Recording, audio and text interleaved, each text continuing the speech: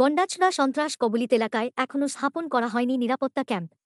আজও কয়েক শতাধিক মানুষ গৃহহীন হয়ে গন্ডাছড়া দ্বাদশ শ্রেণী বিদ্যালয় অস্থায়ী শরণার্থী শিবিরে রয়েছে।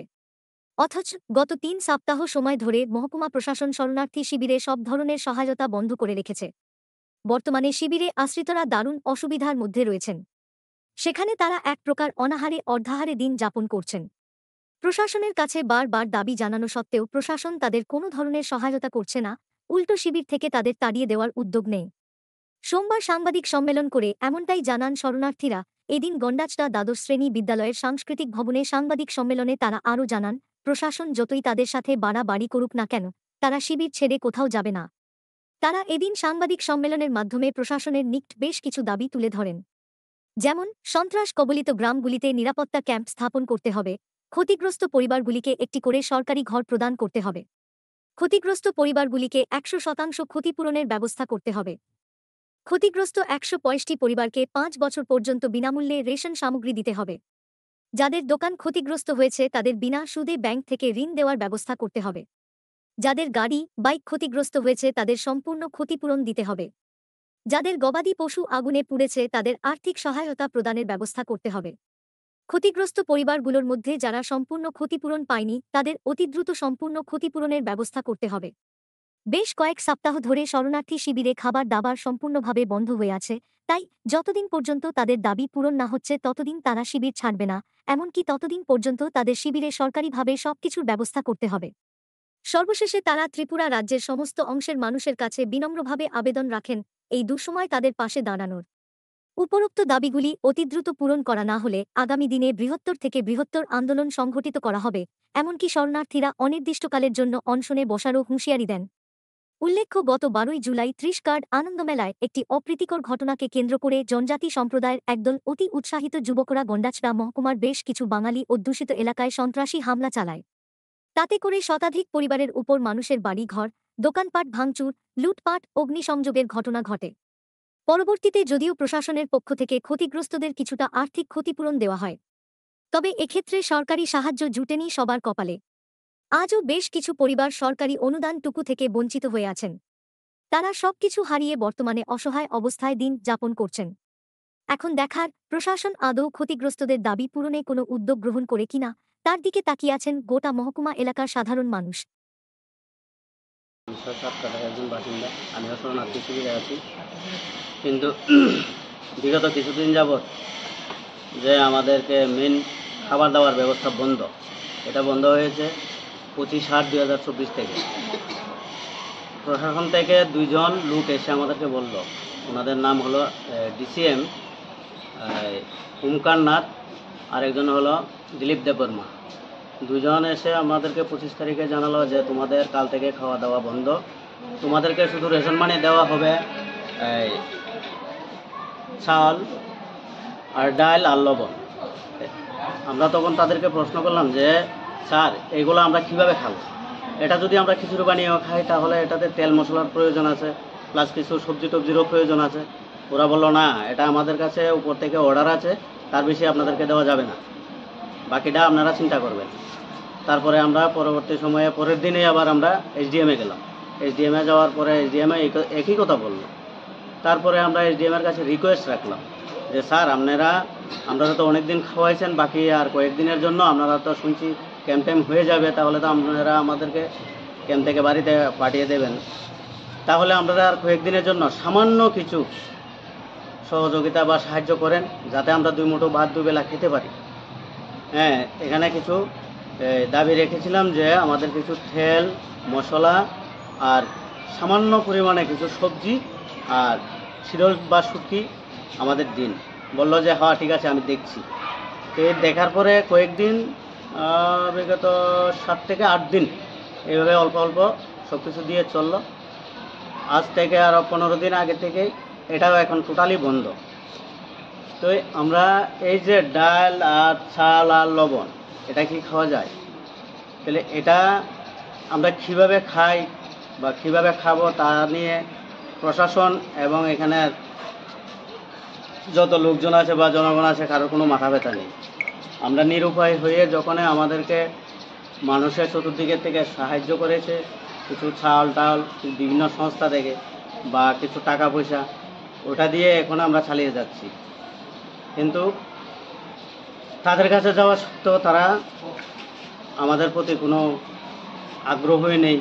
তারা এখন ব্যস্ত আছে আমাদেরকে নিয়ে যে কীভাবে শিবিরটা এখান থেকে ক্লোজ করা যায়। গত 4-5 দিন আগে এমডিসি আসলো। এমডিসি এসে বললো যে তোমরা তো এখান থেকে যেতে হবে, তোমরা চলে যাও, কালকে গাড়ি আসবে, গাড়ি আসলে তোমরা চলে যাবে সবাই সবার বাড়িতে। আমরা বললাম যে না, আমরা এইভাবে তো যেতে পারি না, কীভাবে যাব? আমাদেরকে আগে নিরাপত্তার ব্যবস্থা করেন, তারপরে আমাদের ঘরবাড়ি দেওয়ার প্রতিশ্রুতি দিয়েছিল, কিন্তু ডিএম এখানে এসে নিজেই বলেছিল যে তোমাদেরকে এখান থেকে নিরাপত্তা এবং ঘরবাড়ি এবং বাসস্থান এবং ক্ষতিপূরণ সম্পূর্ণ দিয়ে আপনাদেরকে এখান থেকে পাঠানো হবে। তো এখন কেন সরকারের বা প্রশাসনের এই ভূমিকা যে তোমরা এখান থেকে চলে যাও, তোমাদেরকে তো ক্ষতিপূরণ দিয়েছি আমরা, তাহলে এখন তোমরা চলে যাও, বাকি ক্যাম্প ট্যাম্প পরে হবে। কবে হবে স্যার, কতদিন পরে হবে, এটার কোনো ডেট নেই বা দিন তারিখ নেই, বা আমাদেরকে কোনো লিখিত কোনো অভিযোগ যে তোমরা শিবির ছাড়তে হবে, শিবির থেকে চলে যেতে হবে, বা খাওয়া দাওয়ার ব্যাপারে যে কোনো নোটিশ আজ অবধি তারা দেয়নি। তাহলে আমরা তো এইভাবে যেতে পারি না, আর এভাবে চলে যেলে আমরা তো ভবিষ্যতে এগুলো পাবো কি না তা আজও আমরা জানি না। তাই আমরা এখান থেকে এখন আমরা যেতে পারছি না। আমরা যদি সম্পূর্ণ এই যে দাবিগুলা উঠেছে, এই দাবিগুলা যদি আমাদেরকে সম্পূর্ণ না দেয়, যতদিন না দেবে ততদিন আমরা এখানে থাকবো, প্লাস এখান থেকে আমরা আন্দোলন করব। প্রয়োজনে আমরা আন্দোলন থেকে বৃহত্তর আন্দোলনে যাব, নয়তোবা আমরা অনশনে বসতে আমরা বাধ্য। নমস্কার। নমস্কার, আমার নাম শিখা বিশ্বাস। তো আমরা যে এই বিগত এতদিন ধরে এই শরণার্থীর ফলে আছি, জুলাই মাসের যে 12 তারিখে ঘটনার পরে যে আমরা শরণার্থী হিসেবে এখানে আছি, কিন্তু আমাদের যে ছেলে মেয়েরা পড়াশোনা এত ক্ষতিগ্রস্ত চলছে যে তারা বলেছে সব খাতা বইপত্র সবই দেওয়া হবে, কিন্তু কিছু কিছু টেক্সট বই দেওয়া হয়েছে, কিন্তু একটা নোট বই এখন অব্দি দেওয়া হয়নি। কিন্তু বাচ্চারা কীভাবে পড়াশোনা করব? আমরা যেই অবস্থা এখন আছি শরণার্থীর হলে, খাবার দাবার থেকে ধরে আমরা কোনো কিছুই নেই। এই অবস্থা আমরা ছেলে মেয়ে কীভাবে আমরা মানুষ করব? কিন্তু একটা টেক্সট বইয়ের দাম কত টাকা? 1000 টাকার উপরও আছে, 1500 টাকাও আছে। তো এই টাকা আমরা কীভাবে আমরা ব্যবস্থা করব এবং ছেলে মেয়েদের কীভাবে আমরা পড়াশোনা করাবো?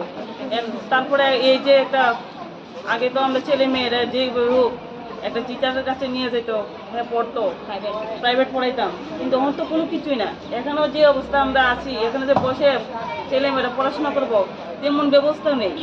এখন চলছে তারা পরীক্ষা, তারা কী করে পরীক্ষা দিবে? এত ছোটো ছোটো বাচ্চা চতুর্দিকে শব্দ শুনে সবাই এদিকে সজাগ, সবাই কথা বলছে, ছেলেমেয়েরা এখানে পড়াশোনা করাতে পারতেছি না। তো আমি চাইছি যে এই আমরা যে দুরবস্থা আছি, এই দুরবস্থার মধ্যে আমরা কতদিন আরও কাটিয়ে চলবো জানি না, কিন্তু সরকার বিগত 5 বছর ধরে যাতে আমাদের এই ছেলে মেয়ের পড়াশোনার জন্য বই খাতা কলম যাতে সব কিছু দিতে দেওয়া হয়। আর আমরা যে এখন বাড়ি যাওয়ার জন্য যে ব্যবস্থা করেছে, বাড়িতে যাওয়ার জন্য যে টাকা দিয়েছে, এই টাকা দিয়ে আমরা কি করব?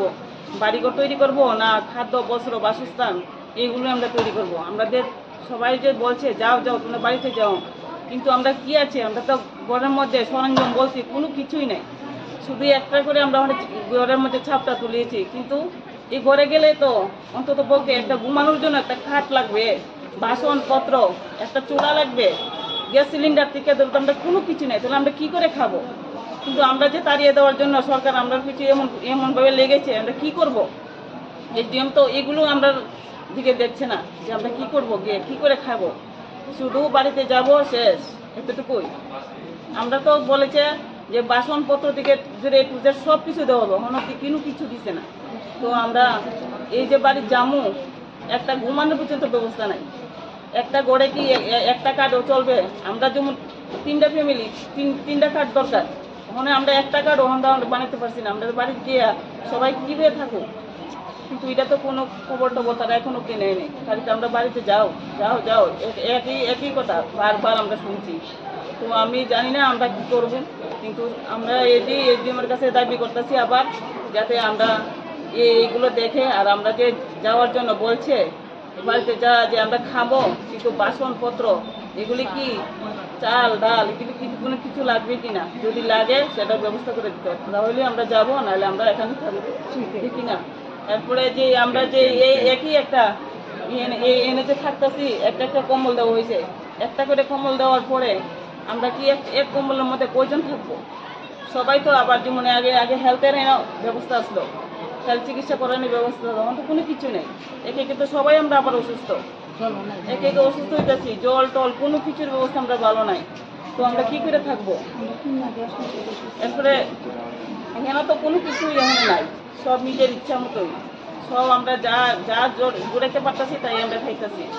তো ওইটার দিকে আমরা আবার জোরে আবেদন করতেছি যাতে আমরা দিকে আবার পুনরায় তাকিয়ে আমরা যাতে ভালোভাবে বাড়ি করে যেতে পারি, এই ব্যবস্থা যাতে করে, এটুকুই আমার কথা।